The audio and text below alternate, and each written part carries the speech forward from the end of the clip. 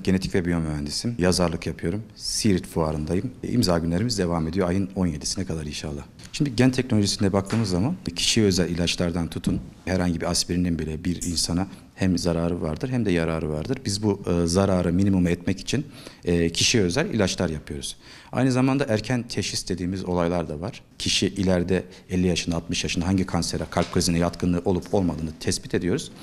O sayede erken teşhis yapıyoruz. Hatta Angelina Jolie meme kanseri olmadan önce memesini aldırdı.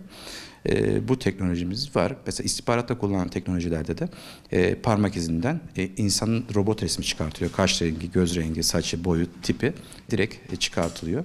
Yapay organlar kullanılıyor. Şimdi yavaş yavaş başlandı. Artık organ ihtiyacı için insandan alınmaya gerek yok. İnsanın kök hücrelerinden böbrek yapılmaya başlandı. Ama kullanımı daha bir 10 yıl, 20 yıl gibi bir süresi var. Bunlar iyi yanlarıydı. Şimdi kötü yanlarına gelecek olursak. Şimdi Amerikan başkanları ve diğer devlet başkanları bir ülkeyi terk ederken bardağını dışkısına kadar geri götürmek zorundalar. Yapma gayelerine baktığımız zaman bir suikaste maruz kalmamaları için.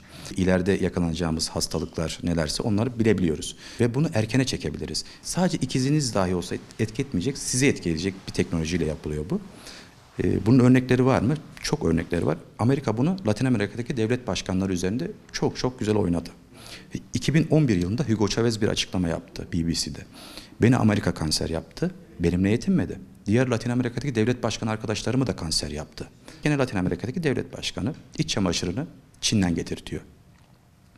Çin'deki fabrikaya CIA bir ajan yerleştiriyor. Devlet başkanının yanında da bir ajanımız var. İçtiği bardaktan veyahut lavabodan herhangi bir materyal alıyoruz. Analizini yapıyorlar devlet başkanının. Cilt kanserine yatkınlığını tespit ediyorlar. Devlet başkanının rutini Çin'den iç çamaşır alması, yüksek sıcaklıklarda kaynatması. Bunu aşmamız için ne yapabiliriz diye bakıyorlar. Normal bakteriler yüksek sıcaklığa dayanmıyor. Allah-u Teala öyle bir güzel sistem yaratmış ki yanardağlarda yaşayan bakteriler var. 10.000 derecelere kadar dayanabilen termobakteriler. Bu bakteriler de fabrikadan üretim tesisine yerleştiriliyor. Kişiye özel yapılıyor çünkü. Sen ben giysek hiçbir sıkıntımız olmuyor. Devlet başkanı 6 ay içerisinde kanser olup ölüp gidiyor. Bunu global bakımdan yapacak olursak veya hani bir topluluk açısından da yapacak olursak 90'lı yıllarda Oktar Babuna ile birlikte kanlarımız gitti.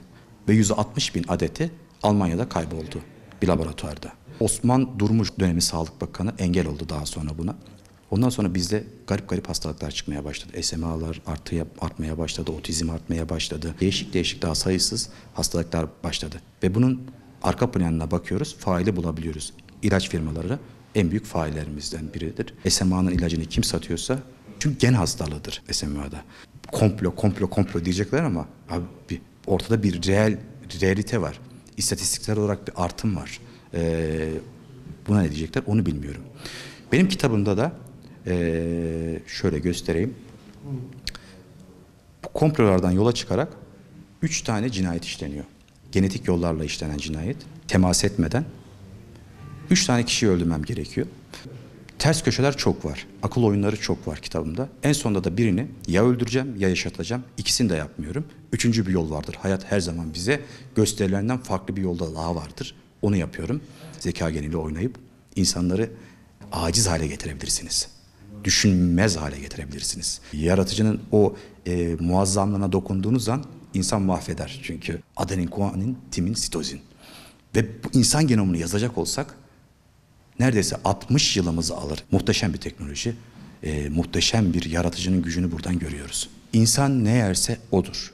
İnsan yediği insana sirayet eder. Eski düşünür alimlerin hepsinin bu sözleri boşa değildir yani.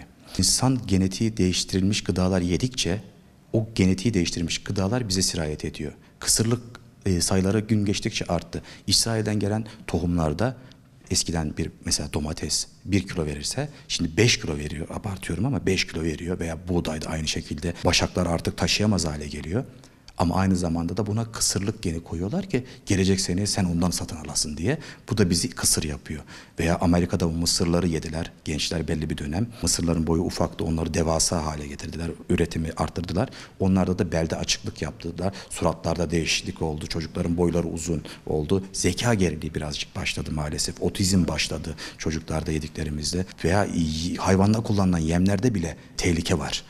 Ve oradan da gene bize geçiyor. Ata tohumuna dönmek zorundayız maalesef. Geleceğin en büyük tehdidi gıda ve su. Temiz su kaynağı helal gıda. Helal gıda da GDO'suz gıdadır. Yaratıcının Allahu Teala'nın ilk yarattığı gibi bıraksak bize hiçbir şey olmayacak.